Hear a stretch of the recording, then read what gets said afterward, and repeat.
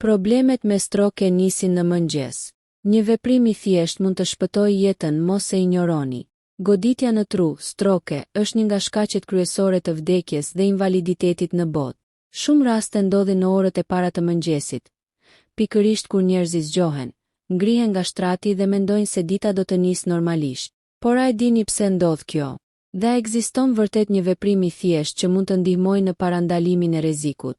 Në këtë pjesë të parë do të kuptoni pse stroke ndodh shpesh në mëngjes.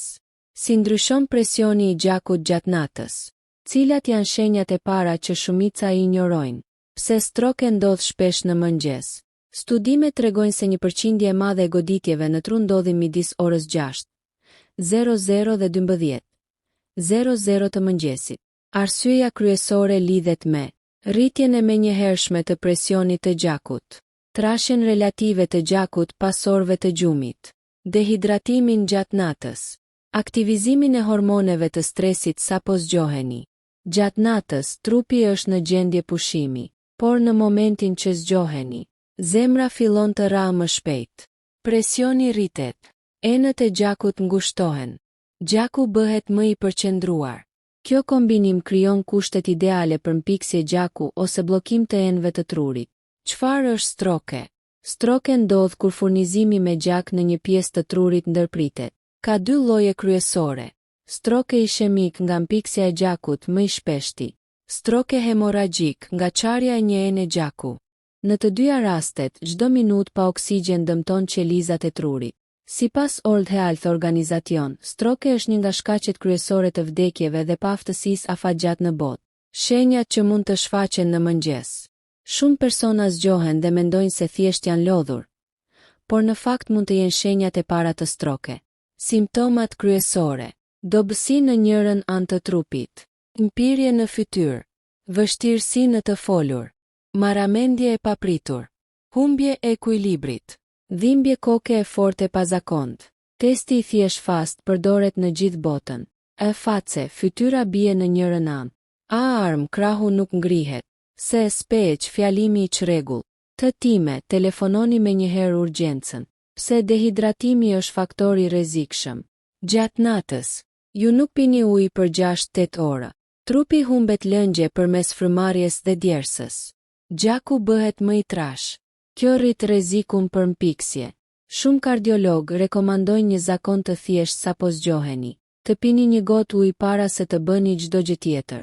Ky veprim ndihmon qarkullimin, ul viskozitetin e gjakut, aktivizon metabolizmin, ndihmon stabilizimin e presionit. Nuk është një kur magjike, por është një zakon i sigurt dhe i dobishëm. Kush është më i rrezikuar? Rreziku rritet nëse keni tension të lartë, diabet, kolesterol të lartë, probleme me zemrën, mbipesh, dëmprje, moshë mbi 60 vjeç. Nëse i përkisni këtij grupi, mëngjesi është moment kritik. Çfarë duhet të bëni sapo zgjoheni? Ja rutina e rekomanduar. Mos u ngrini menjëherë me vrull. Qëndroni ulur në shtrat për 1-2 minuta. Pini një gotë ujë. Merrni frymë thellë disa herë. Kontrolloni nëse ndjeni dobësi ose mpirje. Nëse diçka duket e pazakont, mos prisni. Pse koha është jetike?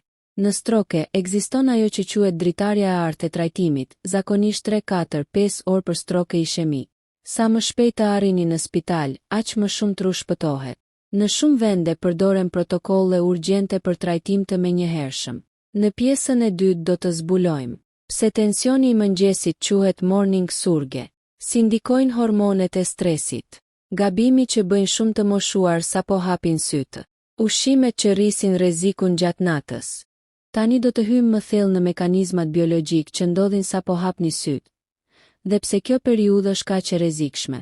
Morning surge, rritja e papritur e tensionit. Mjekët përdorin termin morning blood pressure surge për të përshkruar rritjen e menjëhershme të tensionit që ndodh brenda 1-2 orëve pas zgjimit. Gjatë natës, tensioni bie natyrshëm. Zemra punon më ngadalë. Trupi është në regjim pushimi, por sapo zgjoheni, aktivizohet sistemi nervor simpatik. Rritet adrenalina. Enët e gjakut ngushtohen. Presioni rritet ndjeshëm. Tek personat me hipertension, kjo rritje mund të jetë shumë e fortë dhe e papritur. Sipas American Heart Association, rritjet e papritura të presionit janë faktor i rëndësishëm rreziku për stroke dhe infarkt. Hormonet e stresit dhe truri. Në mëngjes rriten kortizoli, adrenalina, noradrenalina. Këto hormone përgatisin trupin për aktivitet, rrisin sheqerin në gjak, rrisin presionin, por nëse enët e gjakut janë të ngushtuara nga kolesteroli ose pllakat aterosklerotike, kjo rritje mund të shkaktojë qarje të pllakës, formim të mpiksjes, bllokim të menjëhershëm. Ky është mekanizmi më i zakonshëm i stroke e ishemi. Gabimi që bëjnë shumë njerëz. Një nga gabimet më të shpeshta është të ngriheni menjëherë me vrull nga shtrati. Kur kaloni shpejt nga pozicioni shtrirë në këmbë, presioni ndryshon papritur. Zemra detyrohet të pompojë më fort. Mund të ndodhë marramendje ose rënje. Për personat mbi 60 vjeç, ky ndryshim i papritur mund të jetë kritik. Roli i sheqerit dhe ushqimeve të natës. Ushqimet e rënda para gjumit rrisin presionin gjatë natës. Shtojnë mbajtjen e lëngjeve. Rrisin inflamacionin. Veçanërisht të rrezikshme janë ushqimet shumë të kripura, mishrat e përpunuar, ushqimet e skuqura, alkooli para gjumit. Kripa rrit presionin dhe ngarkon zemrën gjatë orëve të natës. A ndodh stroke gjatë gjumit? Po. Shumë persona e përjetojnë stroke gjatë gjumit dhe zgjohen me simptoma. Kjo quhet acute stroke. Problemi është se shpesh nuk dihet ora e saktë e fillimit, gjë që e vështirëson trajtimin. Sipas Centers for Disease Control and Prevention, kontrolli i tensionit dhe stilit të jetesës është mënyra më efektive për uljen e rrezikut. Shenjat që duhet të ju alarmojnë në mëngjes. Nëse sapo zgjoheni dhe vini re, njëra anë e fytyrës nuk lëviz. Krahu bie poshtë, fjalët dalin të paqarta, shikimi bëhet i dyfisht, keni dhimbje koke të papritur shumë të fortë, mos prisni të kaloj vetë, çdo minutë është jetike. Rëndësia e matjes së tensionit në mëngjes. Shumë mjek rekomandojnë matjen e tensionit 30 minuta pas zgjimit, para kafes, para marrjes së ilaçeve sipas udhëzimit të mjekut. Kjo ndihmon për të kuptuar nëse ekziston morning surge i rrezikshëm. Çfarë mund të bëni që sonte? Ja disa hapa praktik. Mos hani vakte të rënda pas orës 19:00. Kufizoni kripën. Pini ujë para gjumit sasi e moderuar. Flini 7-8 orë. Vendosni alarmin pak më herët që të mos ngriheni me nxitim. Në pjesën e tretë do të flasim për ushtrimet e lehta që stabilizojnë presionin. Rolin e frymëmarrjes së thellë. Lëvizjen e thjeshtë të duarve që përmirëson qarkullimin. Planin ditor për uljen e rrezikut të stroke. Tani do të përqendrohemi tek ajo që mund të bëni praktikisht çdo ditë për të mbrojtur trurin dhe zemrën tuaj. 1. Lëvizja e lehtë para se të ngriheni. Para se të vendosni këmbët në tokë, lëvizni ngadalë gishtat e duarve dhe këmbëve. Përkulni lehtë gjunjët. Bëni rrotullime të buta të shpatullave.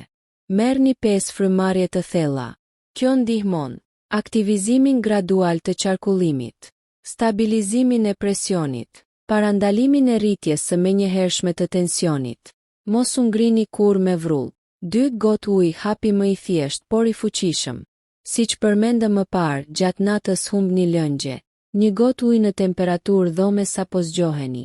Ul viskozitetin e gjakut. Ndihmon zemrën të pompojë më lehtë. Përmirëson qarkullimin cerebral. Nuk është kur magjike, por është zakon i shëndetshëm dhe i sigurt. 3. Frymëmarrja që ul presionin. Teknika e thjeshtë. Merrni frymë thellë për 4 sekonda. Mbajeni 4 sekonda. Nxirreni ngadalë për 6-8 sekonda. Përsëriteni 5-10 herë. Kjo aktivizon sistemin nervor parasimpatik dhe ndihmon në uljen e tensionit. 4. Kontrolli i faktorëve kryesor të rrezikut.